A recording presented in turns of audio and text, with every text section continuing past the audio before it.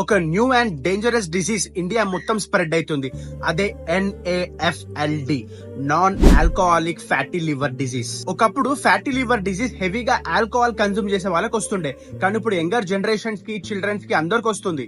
Recent గా health minister JP Nadda చాలా clear గా చెప్పిండు, ఇండియాలో ఫ్యాటీ లివర్ డిసీజెస్ చాలా పెరిగిపోయినాయని. అసలు ఎందుకు ఇట్లా అవుతుంది? ఎప్పుడైతే excess sugar and ultra processed food తీసుకుంటామో అప్పుడు liver converts into excess fat.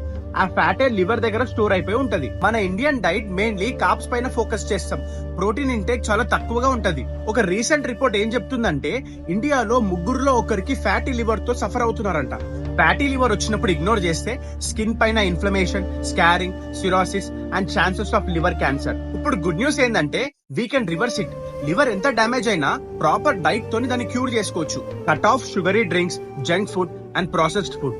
Eat more protein, fibre and moderate carbs. వీటికంటే ఇంపార్టెంట్ థింగ్ ఏంటి అని అంటే స్టార్ట్ మూవింగ్ యువర్ బాడీ.